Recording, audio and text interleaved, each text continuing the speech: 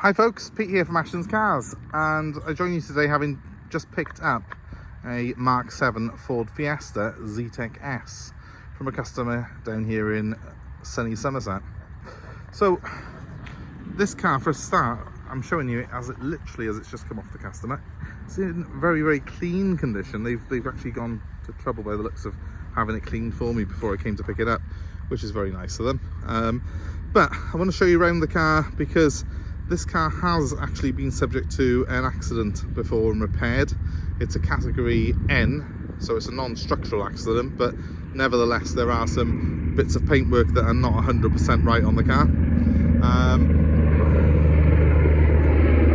It's letting a huge helicopter go over me.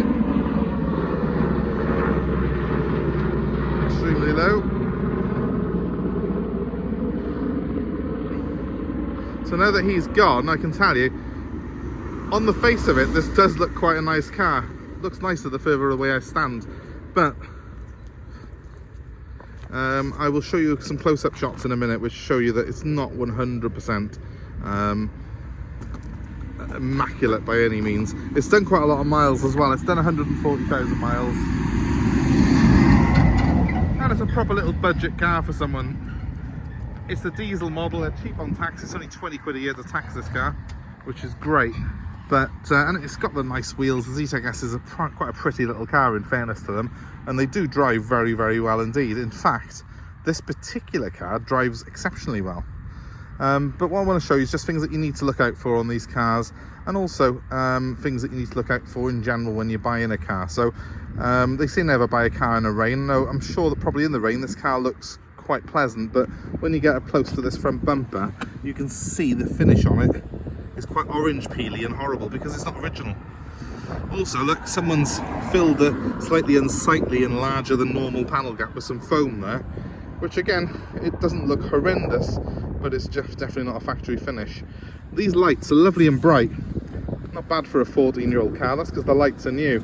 In fact, the bumper's obviously been changed, the lights have obviously been changed. I would say the bonnet's had paintwork as well, although it's to a much higher standard than the bumper. So this car's clearly had a front end smash on it. The important thing when you're buying a car like this isn't so much run a mile if you can see it's had paintwork, because the reality is most 15-year-old cars have had some sort of paintwork done on them. But you need to be aware. Information is power. You need to buy the car accordingly. See those self-tapping screws? That's definitely not factory finish by Ford, is it?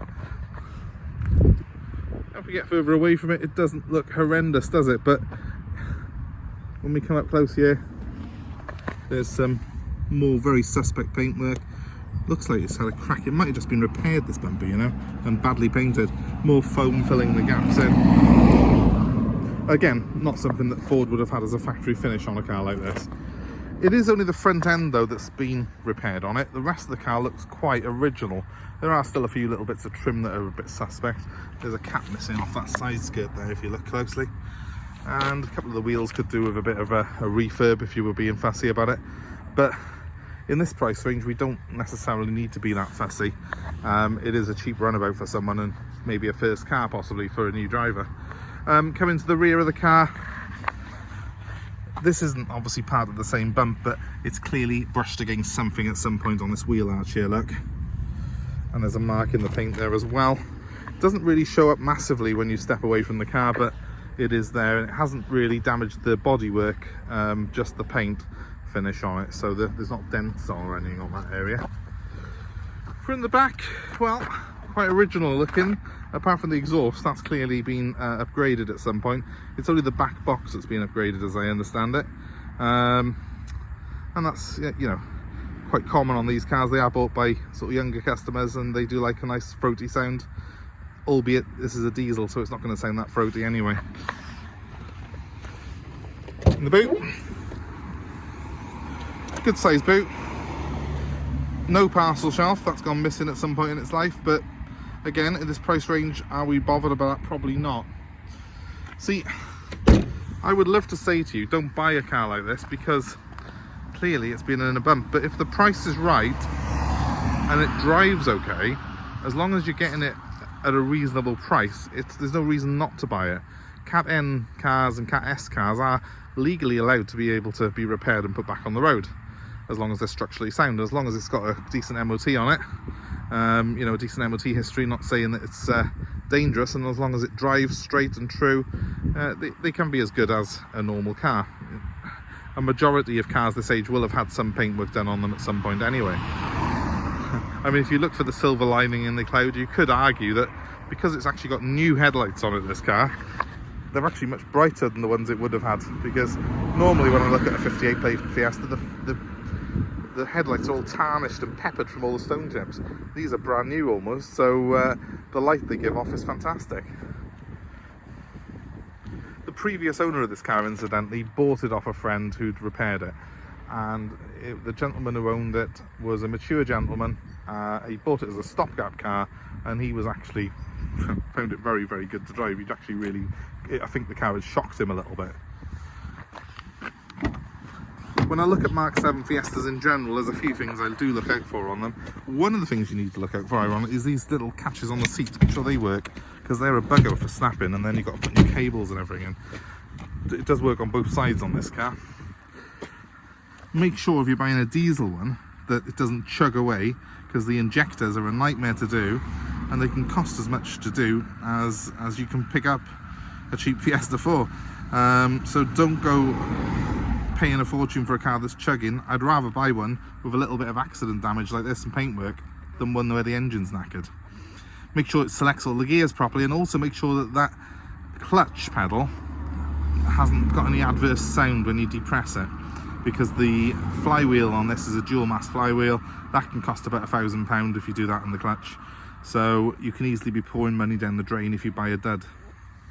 Now, what I will say for this car is that while it is cosmetically flawed, I've just driven it about 15 miles, and it actually did live up to the previous owner's recommendation. It drove exceptionally well. So in terms of being a good, reliable little car for someone, it's probably going to live on and be a fantastic little car. Just be aware that it's not got the factory finish you would expect on a Fiesta, or expect from a Ford. The bumper on it does look horrific if you're up close, not so much if it's parked 10 foot away from you, and it's always going to be worth a little bit less than one that's clean. But it's still, if it drives well, it can sometimes be a little bit of a bargain, as long as you're not too worried about the little flaws in the paintwork. And I'll start it up for you now so you can hear it.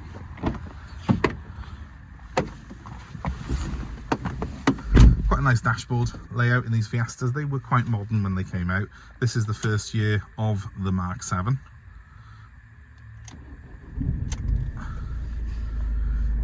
So, as you can hear, nice even idle on the car. No warning lights, which is important. If it looks like the parking brake light is flashing at the moment, that's my recording equipment and not the actual car itself. The car has done 144,000 miles. And if I give it a rev, a little bit noisier than standard because of that exhaust, but nevertheless a nice even idle.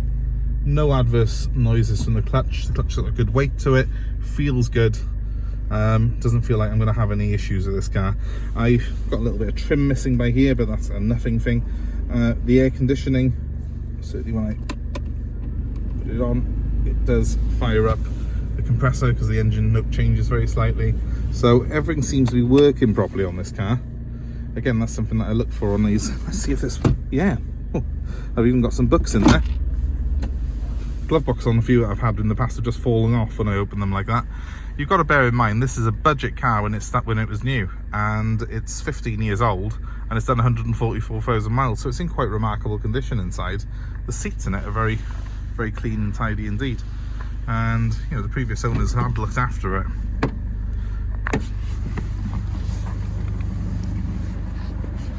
Just to show you the driver's seat as well, considering the mileage it's done, there is a little bit of wear there, but nothing horrendous. That's quite good. So, I'd rather be open and honest about the paintwork on this car and what's had done on it. Obviously, I didn't know the car when it was repaired, but I can see pretty much from this car what has been done. If you see paintwork that's not factory finished like that, you know, it's basically been done in a shoddy way. It's clearly had either a second-hand bumper put on it or a bad repair done on the original bumper, and then it's just been resprayed. And the painter who did it clearly wasn't a professional. It's just been done in someone's garage. But if you can live with that, it's showing 60 miles per gallon at the moment on the trip computer, this car is. It costs 20 quid or 30 quid a year to tax, 20 I think. And it's got the sporty exhaust. It sounds pretty mean. It actually does look quite a nice car when you're not up close.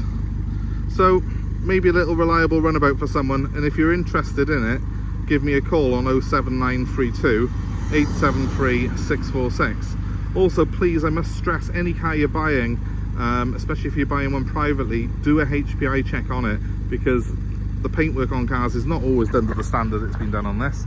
Sometimes they're done very, very well, but it's still worth less if you're buying a Cat S or a Cat N, and you need to do that HPI check. It'll also check there's no outstanding finance on the car and it's not been stolen. So for the sake of 10 to 20 quid that they cost, HPI checks are invaluable if you're buying a used car.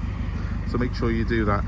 If you're buying from a dealer, they should disclose anything that's been done on it. We always do. Don't always rely on the dealer to do that though. Do your own HPI check. You're spending thousands of pounds on a car.